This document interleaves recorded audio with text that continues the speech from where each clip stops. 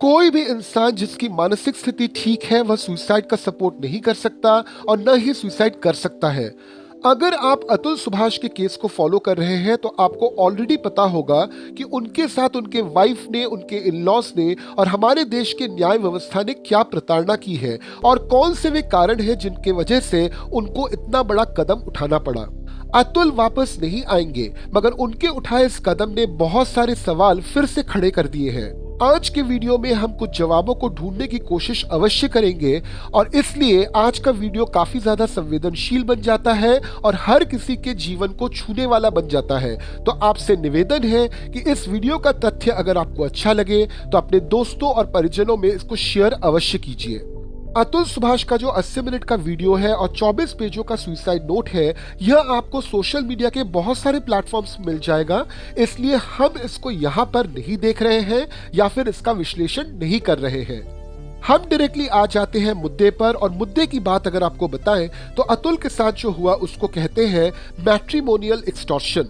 Matrimonial extortion ये जो term है इसका इस्तेमाल किया था सुप्रीम कोर्ट ने जब उन्होंने ये नोटिस किया कि भारत में डाउरी लॉ के अंतर्गत जितने भी केसेस फाइल किए जाते हैं उनमें से 98% केसेस फर्जी होते हैं। तो चलिए सवालों और जवाबों के माध्यम से इस पूरे मुद्दे को समझते हैं और इसका हल भी साथ ही साथ देखते चलते हैं। मुद्दा नंबर 1, फर्जी केसेस। अगर एक महिला चाहे तो अपने पति और इन-लॉज पर डाउरी लॉज या फिर डोमेस्टिक वायलेंस के अंतर्गत केस बना सकती है बिना किसी सबूत के। और अगर बाई चांस इस तरह के केसेस की वैधता कोर्ट में साबित नहीं होती है तो फिर कुछ नहीं किया जाता उस महिला के अगेंस्ट। तो यहाँ पे जरूरत है एक नए कानून की। एक ऐसा कानून बनाना चाहिए जिससे कोई भी पक्ष अगर गलत मुकदमा दायर करता है तो उल्टा उस पे ही मुकदमा चले, उस पे मोटा फाइन लगे और साथ में जेल भी। ऐसा करने से मैट्रिमोनियल केसेस में जो भर भर के झूठे मुकदमे सामने आते हैं उन पे रोक लग सकती है। मुद्दा नंबर 2, डाउरी लॉज। इस बात पर कोई भी दो राय नहीं हो सकती कि हमारा समाज आज भी पुरुषतांत्रिक है और युगों युगों से महिलाओं का शोषण इस समाज में हो रहा है और यही वजह है कि डाउरी लॉज बने। आज की महिला इकोनॉमिकली स्ट्रांग है और जागरूक भी।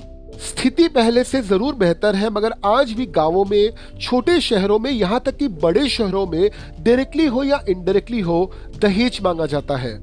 आज भी लाखों तादाद में डाउरी केसेस होते हैं, डाउरी क्राइम्स होती है, मगर रिपोर्टिंग बहुत कम होती है। इसलिए डाउरी लॉस का होना बहुत जरूरी है और ऐसे कानून के साथ कोई भी छेड़छाड़ नहीं करनी चाहिए। मुद्दा नंबर 3, एलिमोनी।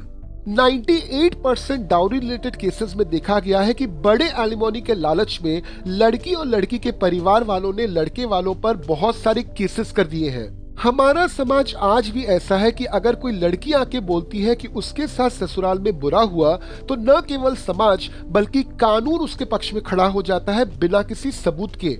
इसके विपरीत अगर पुरुष के साथ पारिवारिक निग्रह हो रहा है तो वह इस बात को अपने तक ही रखता है क्योंकि उसको पता है कि न तो समाज न तो कानून उसका साथ देगा। इस समस्या का हल आसानी से निकाला जा सकता है। डाइवोर्स से रिलेटेड जितने भी कानून हैं उनमें स्पष्ट तरह से लिखा होना चाहिए कि एलिमनी कितनी होगी ताकि केस करने के पहले ही दोनों पक्षों को पूरी सच्चाई पता रहे। यही में एक मजे की बात जान लीजिए कि हमारे देश में जो कानून है एलिमनी को लेकर, वहां पे एक पुरुष भी एक महिला से एलिमनी प्राप्त कर सकता है, मगर ऐसे कितने सारे केसेस हैं जहां पे ये कानून अप्लाई हुआ है एंड फ्रूटफुल हुआ है, वो आपको ढूंढने से भी नहीं मिलेगा। मुद्दा नंबर 4, जेंडर बायस्ड लॉज। यूं तो हमारा संविधान किसी भी भेदभाव के खिलाफ है, मगर डाइवोर्स और चाइल्ड कस्टडी से रिलेटेड जितने भी कानून है वो पूरी तरह से महिलाओं के पक्ष में है। इससे होता क्या है कि महिलाएं ज्यादातर डिवोर्स केसेस फाइल करती हैं और पुरुष कम। जब पुरुषों को ये पहले से पता होता है कि कानून उनके पक्ष में नहीं है, तब वे जानबूझकर मेंटल, फिजिकल, सोशल और इकोनॉमिकल अत्याचार सहते रहते हैं और इस तरह के केसेस को फाइल तक नहीं करते।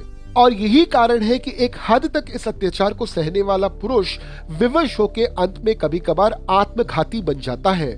और साथ में समाज को भी अपनी मानसिकता बदलनी पड़ेगी। देखिए, समाज क्या है? समाज आपके घर से शुरू होता है। अगर घर वाले ये मानने को तैयार हो जाए कि जिस तरह से एक महिला पे अत्याचार हो सकते हैं उसके इन लॉज के जरिए या फिर उसके पति के जरिए, ठीक उसी तरह से एक पुरुष पर भी अत्याचार हो सकते हैं उसके वाइफ के जरिए या फिर उसके इन लॉज के जरिए, तो फिर हम समानता की बात कर सकते हैं।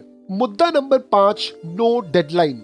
डाइवोर्स के केसेस का कोई निर्धारित डेडलाइन नहीं होता जिससे ये केसेस चलते रहते हैं और दोनों पक्षों को काफी ज्यादा आर्थिक और मानसिक नुकसान होता है। अगर डाइवोर्स केसेस में एक डेडलाइन फिक्स हो जाती है तो इससे काफी ज्यादा भला होता है दोनों पक्षों का।